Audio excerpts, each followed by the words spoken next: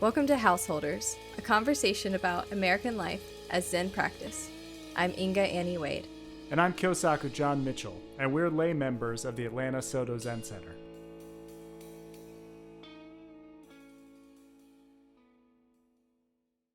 The other morning, I had this experience at the end of Zazen that was really powerful, and it wasn't more powerful than I've had experiences this powerful in kind of ordinary religious situations before. It wasn't like an epiphany or some kind of new opening in my life that happened, but it might have been the first time it happened in a Buddhist ritual that I was in the middle of.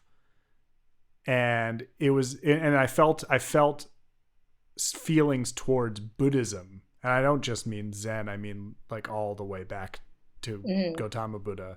As I felt feelings toward Buddhism as a whole that I don't think I have ever felt before. But it just sort of incorporated it into this larger body of experiences and teachings and beliefs and people and ancestors that I've felt similar feelings about. All right, let me hear you about your experience. It's been a crazy couple of weeks at home.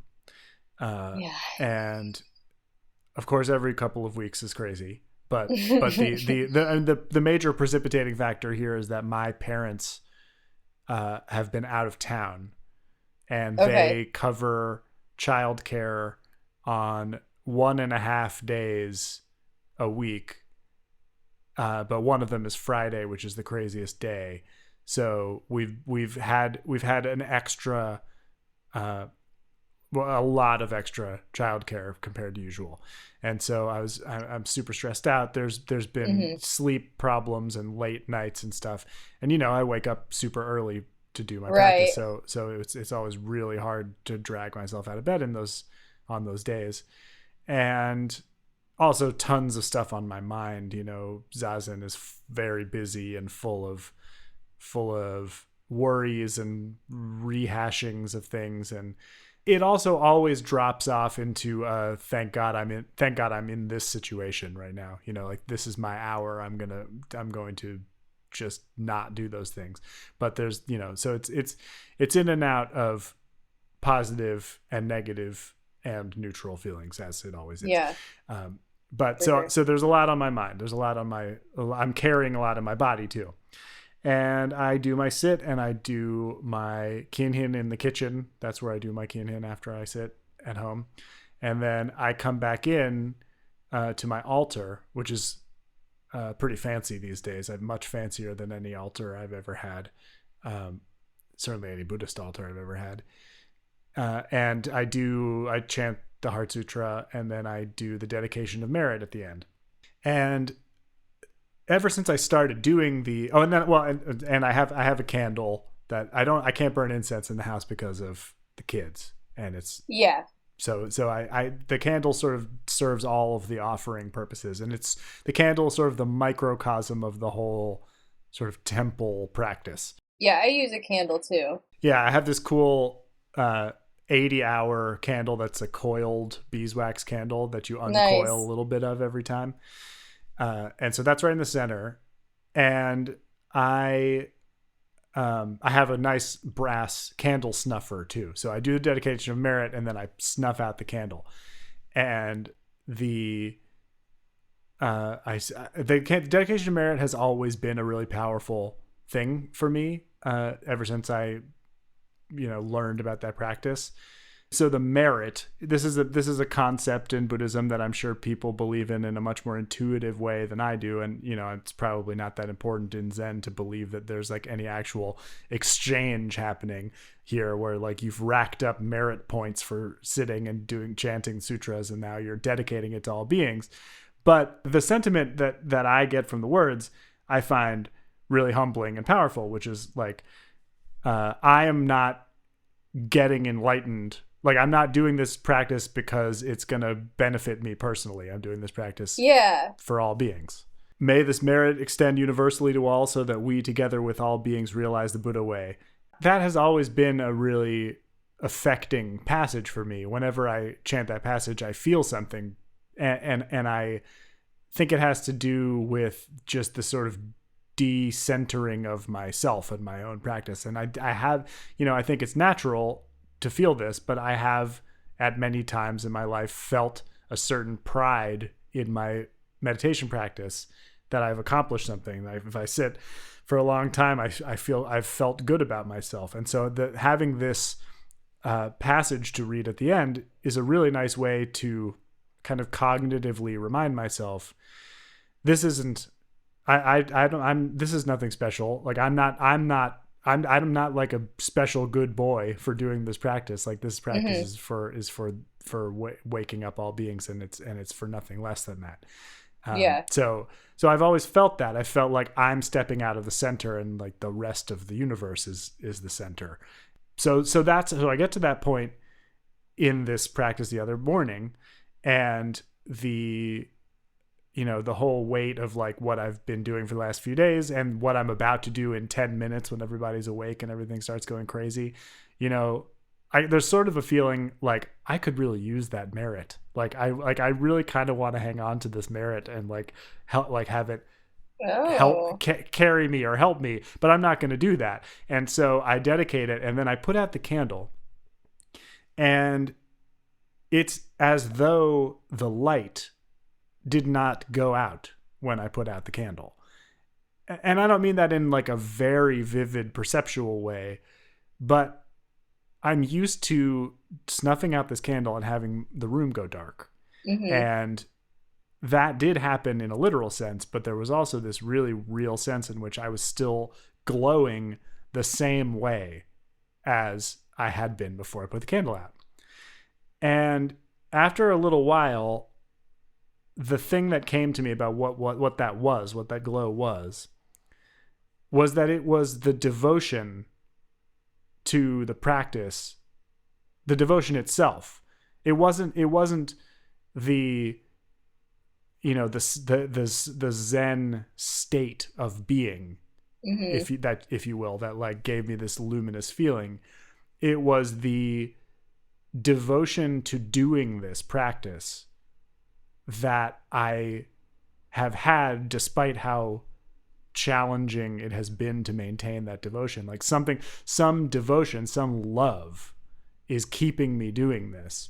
And that feeling, I don't know that I've really ever fully felt devoted to Zen practice before.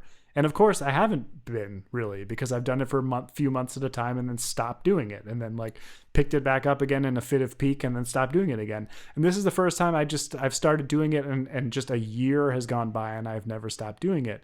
And I feel like the devotion is really coming through. What does that word devotion mean to you? Yeah, that's the thing I actually want to talk about. The thing I actually want to talk about is devotion in Buddhism and devotion in maybe our religious backgrounds or something, because I feel like devotion is actually kind of a tricky word for mm-hmm. a lot of people I know who do Buddhist practice, particularly the ones who sort of identify as atheists, Yeah. Because devotion sounds like a religious word to them, or a faith word, or a word that means devotion to the divine, to God. Like there's no other thing that could fill in that blank for some people other than that. Yeah, I see what you're saying. And that's not exactly what I was feeling. I was feeling devotion to doing a practice, but I was looking at a statue of the Buddha when I said that, when I felt that, mm-hmm. So like there was, I was devoted to a form, and like sitting in Zazen myself is a form, but like, we blur that line super hard by calling it Buddha practice, and being, the Matsuo Kuroshi version of the thing that all Zen teachers say is like, do Zazen for 5 minutes, you're a Buddha for 5 minutes. Right. Yeah. So it really is devotion to the Buddha. And that's why I felt it that way. And I think that word rubs some people the wrong way. And I think I noticed at that moment that I have no problem with it whatsoever. So mm-hmm. What does it bring up for you? To me, I think it can have a negative connotation, because in some ways it means that you're so devoted that you couldn't hear any criticism of that has been my experience in some instances where it's like, well, this person is a very devoted whatever, and you can argue with them, but they'll never hear what you say because they're so devoted. But then you can also hear it in another way, like he was a devoted husband, which sounds really nice. Like he didn't see other women or something in that way.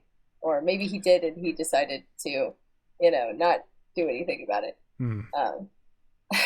Sometimes I feel like that also, devoted husband in particular, has a connotation also of like not putting work ahead of the family, or, not like having family be your first priority. Yeah, so that's also true. Like, because I can see that, this sort of stereotype where the workaholic husband or something, and that doesn't seem like he's very devoted, I guess.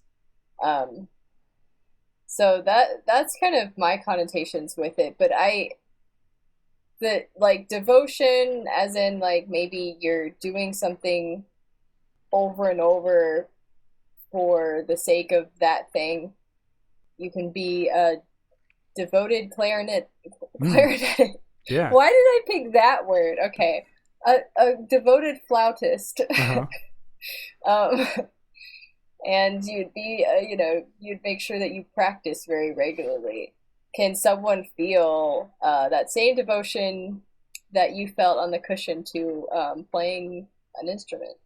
Or is it different somehow? Well, to me, it's exactly the same as someone who plays some instruments. And I know for a fact that I'm way more devoted to my Zen practice than I am to any instrument.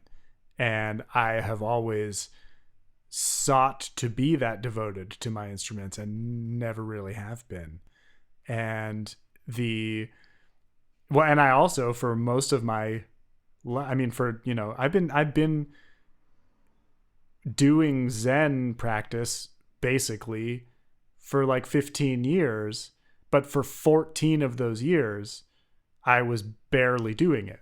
Right. And I wasn't devoted to it at all. And definitely in that case, I've known sitting on the cushion, like I have to be devoted to this if I'm going to really do this. And I never have been. And now suddenly I am. My question is, where did I get devotion from? Like I haven't had devotion really to things. And this is that's why I thought maybe previous religious experience might factor into it. Not that I was ever devoted to Judaism or to God either, really, except maybe in a couple of moments. But that never really stuck in the same way. Like it doesn't count to be devoted for a moment, right? And maybe I've been exposed to what it feels like. But no, I think that actually, it's funny that this didn't come up for me as an example. But I think you're quite right to raise family as sort of the key example of devotion in household or life, because that's clearly the thing I've been most devoted to in my life is my partners and now my children. Yeah, I think that plays into each other though. I feel like I'm more devoted to other things in my life as a Buddhist than I was when I was not, or before I practiced, because being a Buddhist, that's kind of a vague thing. But before I practiced with a Sangha, I was just in this state where I really wanted to be devoted to something. I think I used the word commitment though. I wanted to be committed. Like I couldn't really keep a relationship. I guess I had a couple, like a 2-year relationship and a 3-year relationship.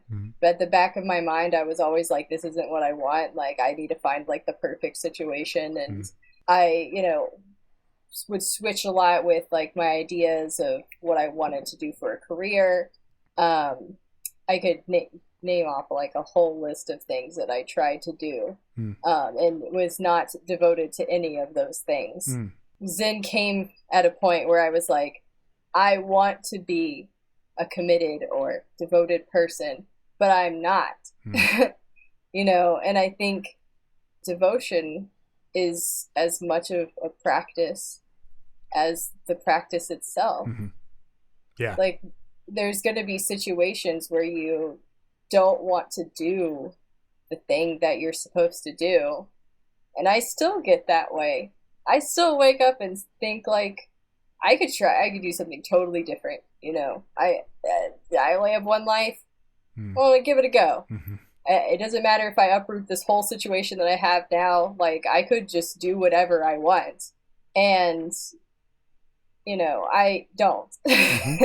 And I don't think about it seriously long enough to, you know, really consider it anymore. Like, I don't give into those impulses. I don't think, like, Zen is the only reason I don't do that anymore. I think, like, my disability also plays a lot into it, because that's sort of, like, the forefront of my existence. Like, you have to take care of this to do anything. Mm-hmm. You can't take care of this if you constantly uproot your life.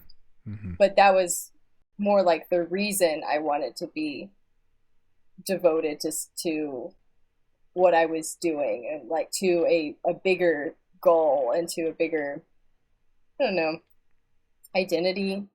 I don't want to say identity, because I don't even really feel like I have an identity now. But I just wanted to stick with something. It sounds like there's an aspect of stability to it for you. Absolutely. The stability of building relationships and building community and, you know, building your career and everything. You can't really do those things if you're not devoted to anything that you're doing. You can't, you know, be a good spouse or a good father if you're not devoted to your children. Yeah. I love what you said about devotion as a practice in itself, that it has to be practiced. I think that's certainly true. The fact that I did so much Zazen before ever feeling it is a testament to that, I think, because I knew that practice was for me a long time ago. So I stuck with it for some reason. And then finally it flowered into the thing that I felt the other morning. And so clearly there was some amount of devotion to it there from the beginning, or maybe there were some other feelings that substituted for devotion and then it turned into devotion. It's kind of hard to say. I mean, I'm interested in your distinction of commitment and devotion. For one, I feel like you have experienced this one very powerful moment of time, and you're calling that devotion. But the fact that you've been getting up on the cushion every morning for a few months now, you know, even on days when it was tough, you had like a really hard time getting up. That's devotion too. Yeah, just to be really clear what I mean about the thing that happened the other day, it's not that I felt devotion for the first time. It's that I realized that it was there, and it was like this raging fire in my belly that I had. You recognize it. Yeah. I recognize that is why. I mean, I think there might have been an element for me of why the hell am I getting up to do this on days when I feel like this for a little while. And the answer to that question was the feeling that I was having. It's like, because you're devoted to it. And it was a relief to recognize that. It was a relief to recognize that I had kindled the fire of devotion, or that I had practiced devotion, to use your terms, enough that it had sort of come to life like this.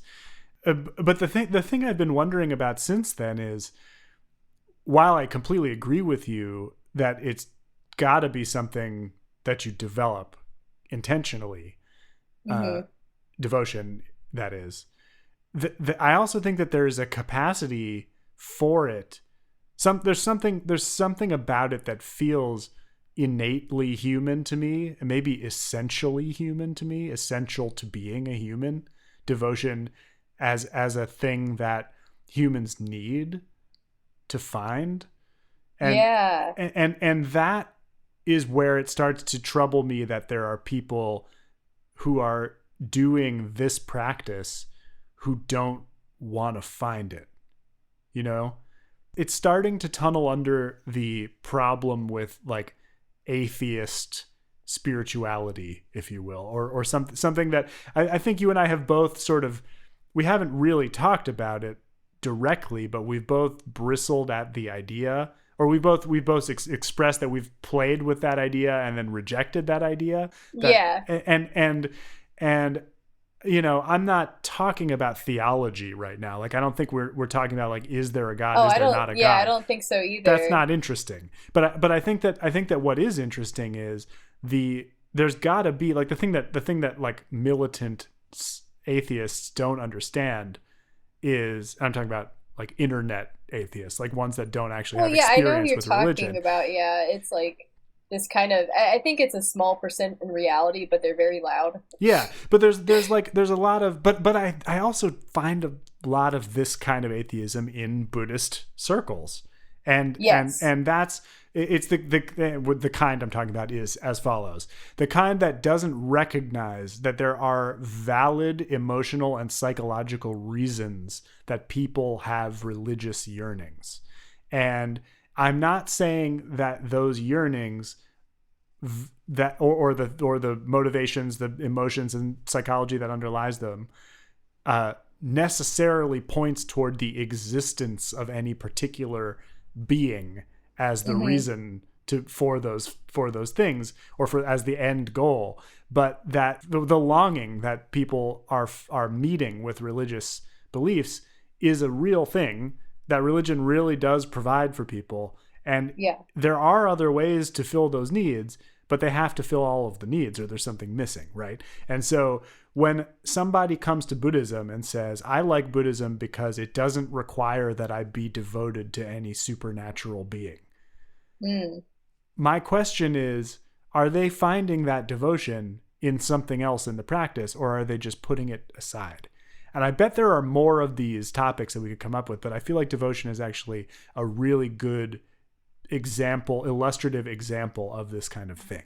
And like, I fully can like believe an atheist Buddhist who tells me that devotion to the Buddhist forms is a religious practice. I mean, they may not even use the word, but like, I would believe them if they told me I feel complete devotion to these forms, because I just felt that. I just felt complete devotion to these forms.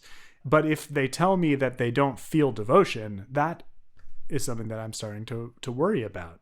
But if we're saying you can have devotion to an instrument, then why would it be any different from having devotion to a practice? Well, I think that's what we are both saying, but I think that we would have to make that case to some people, because I think that there are people that I have talked to for whom devotion and the other kinds of religious emotions, let's create that category and put a devotion yes, in, okay, sure, is a weakness. It's a lack of self-reliance.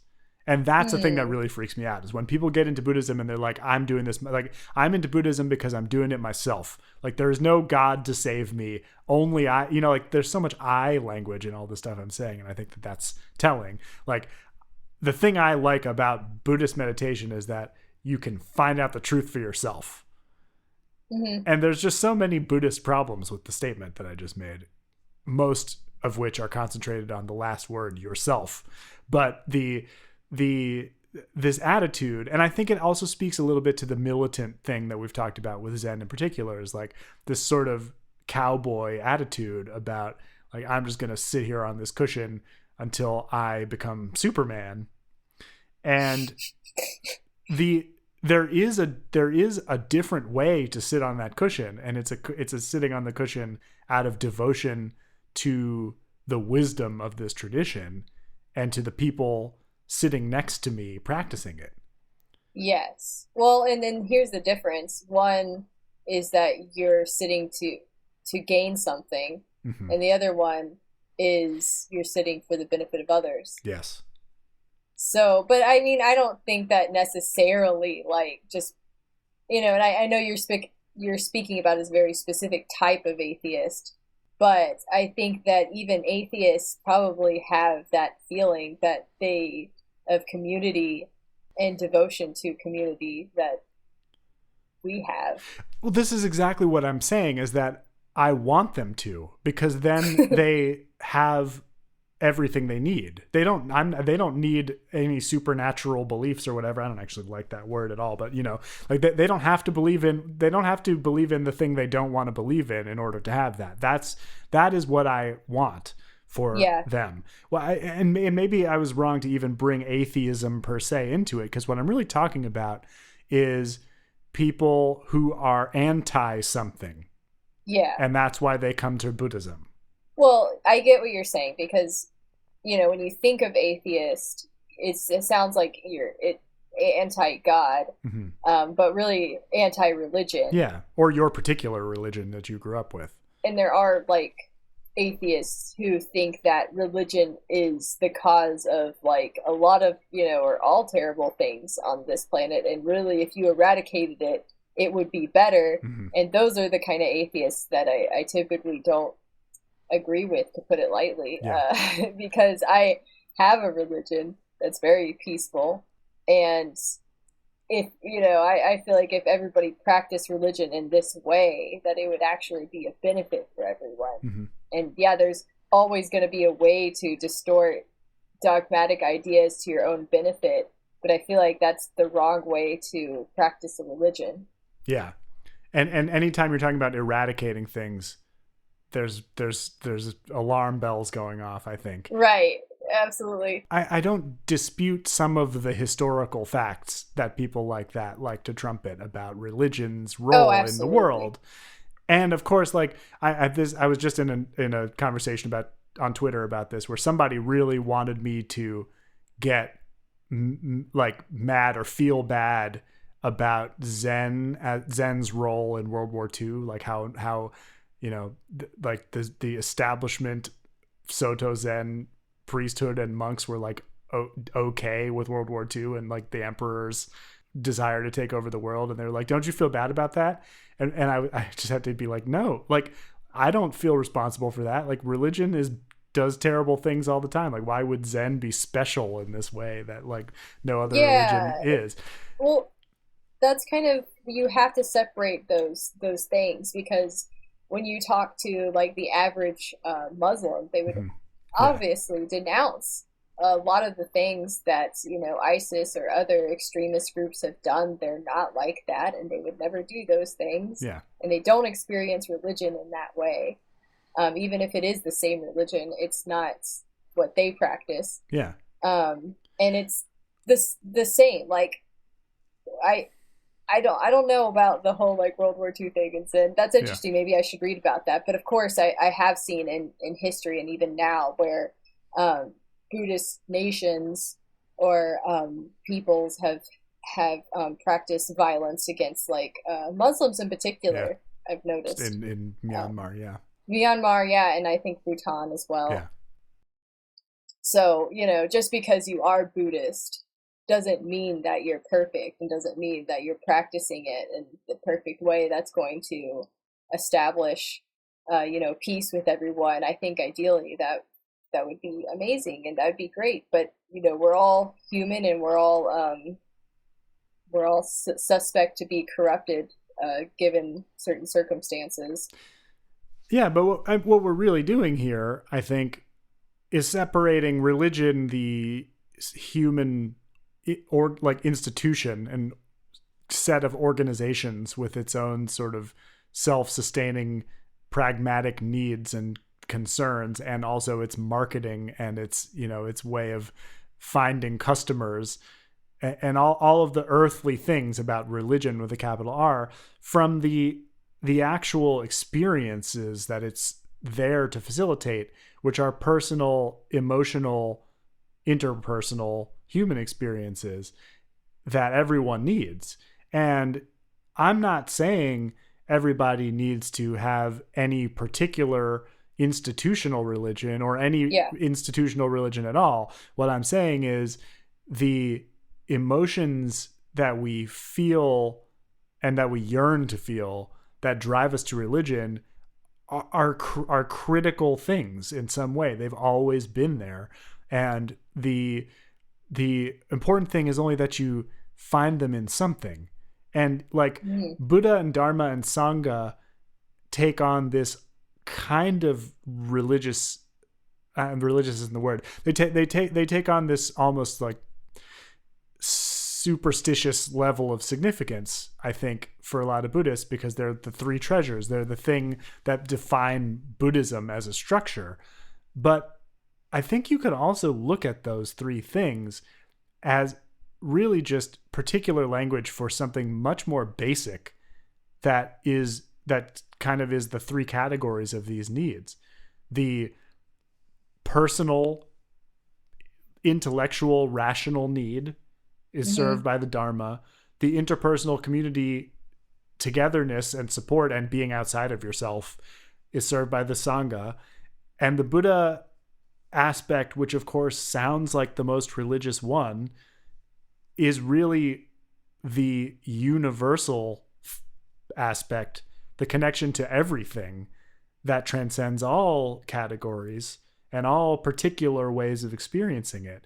And that's for everyone too. So those are the three words that Buddhists use to describe those things.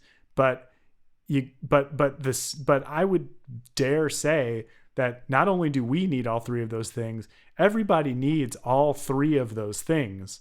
And if one of them is missing or lacking in some way, it's not going to be a complete, fulfilling life. And devotion is something that you have to to all three of those things in order to make sure that they're there for you and that you're there for them.